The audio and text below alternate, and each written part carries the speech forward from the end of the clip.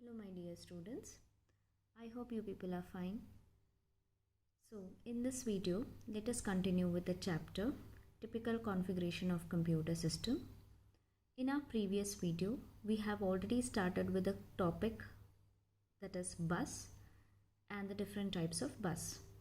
As we have already discussed, a bus is nothing but the collection of parallel wires that form a pathway in order to carry the address, data and the control signals.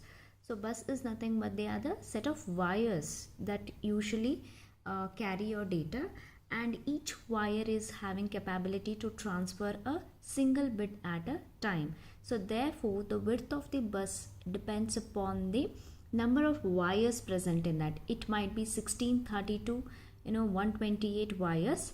So if at all, if it is a 16 bit bus, if it is there, then at a time it can transfer the 16 bits of data. If at all, if you are having 16 parallel wires in the bus, then 16 bit of data can be transferred. In that we have already completed with the data bus. So I have this data bus is nothing but it provides a pathway in order to transfer the data mainly between the CPU, memory and the input output, isn't it? So here let us discuss with the next bus, that is the address bus.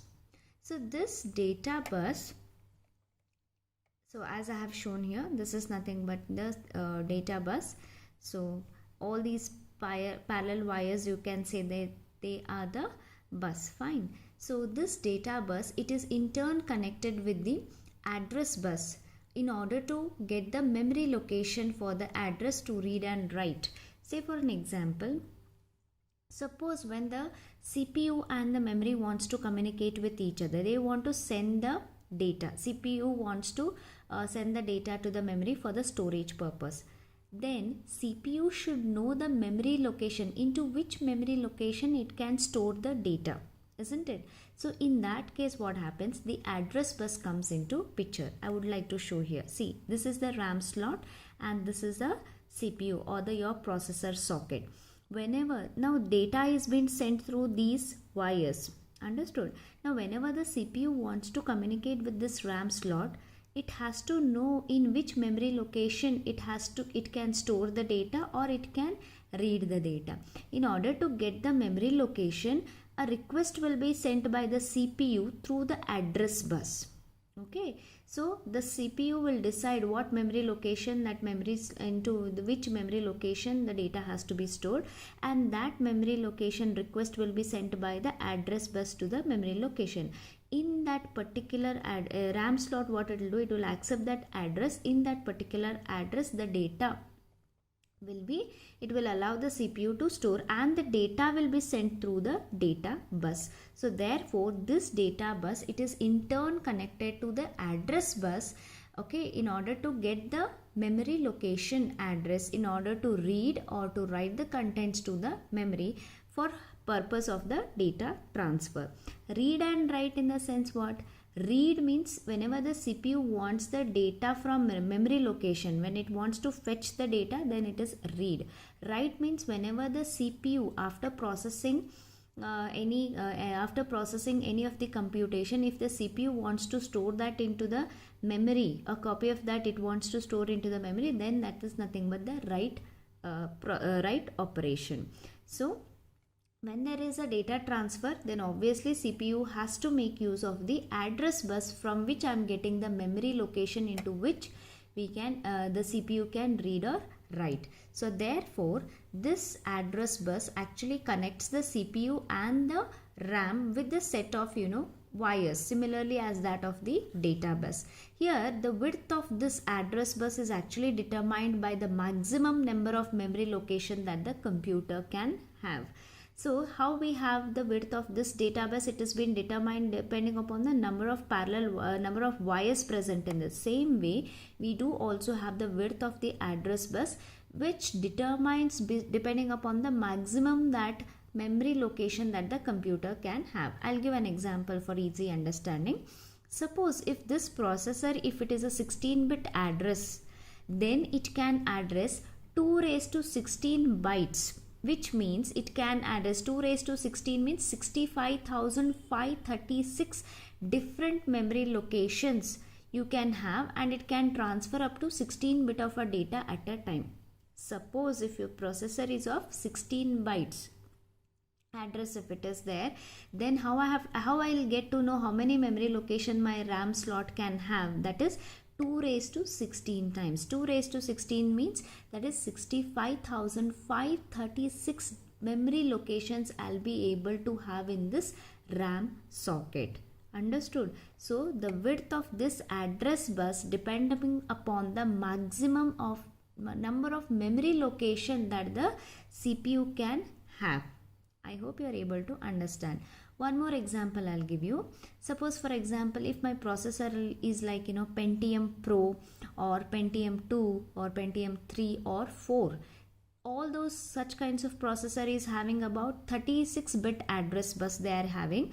That means 2 raised to 36 byte it can have. 2 raised to 36 byte, how many? What is the amount of memory location you can calculate? How I said about 2 raised to 16-bit address means 2 raised to 16 times when you calculate it is 65,536. Same way, if at all if it is a 36-bit address means you need to calculate 2 raised to 36 bytes. So many, whatever the number you are getting, so many number of memory location that a RAM slot can have. So, or you can say if at all if it is 2 raised to 36 bytes means it is equivalent to 64 gigabytes of memory you can have for this Pentium Pro 2, 3 and 4 processor.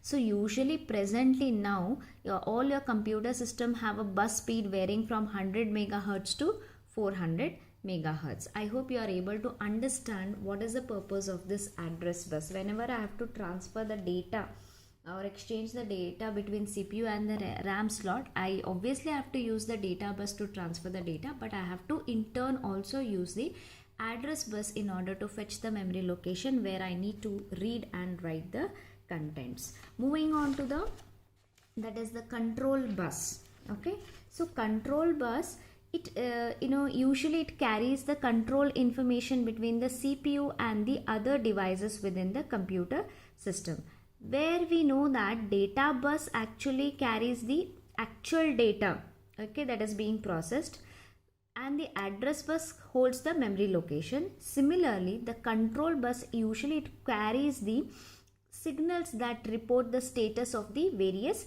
devices. Now for an example, suppose whenever the CPU wants to communicate with the RAM slot, initially the CPU will send one signal to the this RAM through the control bus. So by receiving that signal, the RAM slots will understand that the CPU wants to fetch or write the data from the RAM slot. Okay, then what is the functionality here? The CPU is actually getting to know the status of that RAM, whether I can able to read or write. When this RAM accepts that signal, then only it will allow to read and write. Similarly, whenever the CPU wants to communicate with any other different devices, different components onto the motherboard, it will send a signal in order to know the status of that particular device. If that device is ready to accept the data, then it will start transferring the data through the data bus and it makes use of the address bus. So therefore, control bus, it actually sends the signals to the different parts of your computer system in order to keep the different components to be coordinated with each other. Okay, so it usually this control bus, it is used to access to and it is also making simultaneously use of the data and the address lines. So whenever there is a data transfer, okay, irrespective of any other component present onto your motherboard, it will make use of the data bus, address bus as well as the control bus. I hope this completes the bus architecture. Now moving on to the next very important topic. Now here one more slide I can show you, see. So now here are the memory slot, that is the RAM slots are there for us. So whenever the CPU wants to fetch the data from the RAM slot, it makes use of the address bus. So it will contact to the MCC, that is one of the controller. So this is nothing but the width of the address bus. The total number of the memory location determines the width of the address bus. If it is a 16-bit, almost how many memory locations I'll be getting? Around 65,000 memory locations I'll be getting. So these are the external data bus. So this is how exactly the address bus will be there in case of the bus architecture. Understood? You can see here, this is the data bus. This is the data bus. See, when there is this is the CPU. When the CPU is want to communicate between the RAM slot, data will be sent through this RAM bus, but simultaneously address bus also will be sent to the RAM in order to fetch the address. I hope you are able to understand. So this is just nothing but the wave. Moving on to the next one, that is the memory. This is also a very important concept based upon your examination. So here, in case of the memory, a computer memory actually refers to the electronic storing space for instruction and the data where the computer processor can access the data quickly. So electronic storing space means this is what are the memory locations. Okay, this is what are the memory location. Usually the computer memory refers to the electronic storing space. Usually it will store what kind, it can store the data, instruction, whatever the CPU or your processor wants the data quickly for the processing purpose. Now this computer memory, it will allow you to store the temporary storage as well as the permanent storage. Okay, temporary memory will actually erase all the contents when the computer system is turned off, whereas the permanent computer memory stores all the data, files and instruction even after the computer is turned off. That means this computer memory, it will allow you to store both the temporary memory as well as the permanent memory. I hope you are able to understand. Usually computer processor will have the very limited memory. Whatever your processor is having, it is having very limited memory. Hence we need to rely on to the secondary storage device in order to store your data, instructions, okay, and intermediate results. Say for an example, secondary storage devices like an external hard disk drive, let it be your pen drive or your CD disk or the optical disk. So there are different, this CPU is having limited amount of memory, so we need to make use of secondary devices in order to store. For example, if your computer is having 3 drives, 3 partitions if you have made, like C, D and E drives, if you have the partitions in your computer. Suppose you are able to store 50 movies. Apart from 50 movies, when you store, you'll be able to see all the disk drive, it will be red in color. That means it says that the disk drives are full. Then if you want to store another 10 movies or something, it will not allow you to store because the memory will be full. In that case, what happened? You need to have the secondary storage device. This means that your CPU will be having limited amount of the internal memory. That is the reason why you need to rely on the secondary storage devices in order to store the lot of amount of data to be stored. Now moving on to the types of basic types of memory, that is internal memory and the secondary memory. This internal memory actually involves like registers, cache memory and the primary memory, which is being directly accessed by the processor for the processing purpose. In this internal memory of this CPU, so whenever it wants to communicate with the memory, then it includes the registers, cache memory and the primary memory. This internal memory is used for the temporary storage of the data and instructions. Okay, so I'll be telling. So this internal memory is usually used for the temporary storage of data, instructions on which the processor is currently working. Internal memory will be very fast among all other memory, and it is very much expensive also, and computer has a very limited memory, so that is one of the smallest part of the computer system. As comparatively to your secondary storage devices, internal memory data access will be very fast, and it is very expensive comparatively to the cost of your internal memory. 2 GB RAM and all, they will be having more cost comparatively to your pen drive or your CD, okay, comparatively to your external hard disk drive. So irrespective of any of the internal memory, whether it may be the registers, cache memory or primary memory, we have certain features of internal memory in common. So internal memory always allow you to store the temporary storage, and it has a limited storage capacity, and it provides you the faster access to have the data transfer between the CPU and the other devices, and the internal memory is very expensive comparatively to the secondary storage devices. Okay, now moving on to the next one, there are two kinds of memory. Okay, like one is primary memory, which is also called as the main memory.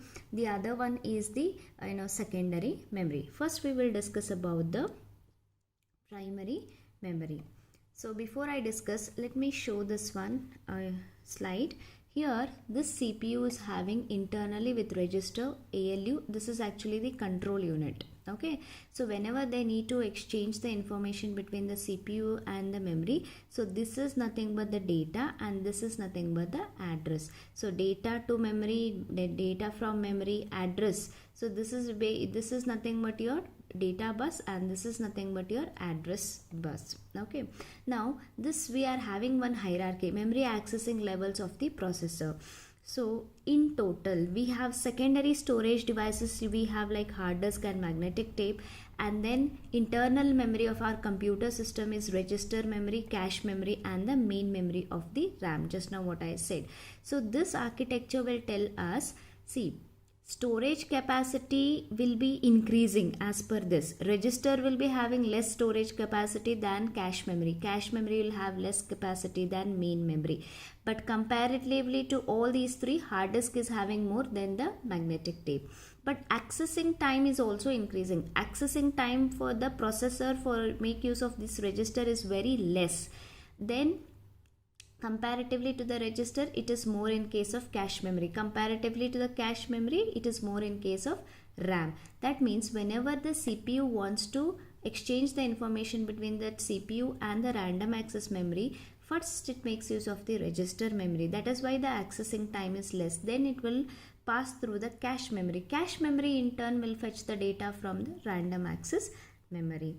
Similarly, when the CPU is making use of the accessing the data from the hard disk, means the access time what it is using is comparatively to all these three, it is very high. Then the access time with the external store, these are all the secondary storage devices or the external devices, isn't it?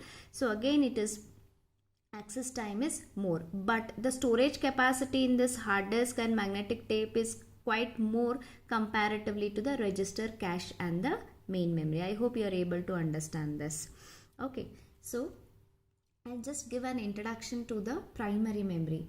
So primary memory, it is also called as main memory or the internal memory. So in case of primary memory, we have two different types of memory, that is RAM and the ROM. So I'll just give an introduction to the primary memory. So in our next video, we will discuss clearly about the RAM and the ROM. So primary memory is also called as the main memory of the computer system, which actually stores the programs, data that are being currently needed by your CPU for the processing purpose. So the capacity of this primary memory is small as comparatively to the secondary memory. As I have shown this architecture, these all comes under the primary memory. That means internal memory. So this CPU directly will communicate with the main memory. As I have shown, this CPU will directly communicate with the main memory. As the CPU works at a very high speed, it needs a matching memory that must be provided for the faster processing. Only the primary devices can provide the matching speed for the data transfer comparatively to the CPU's working.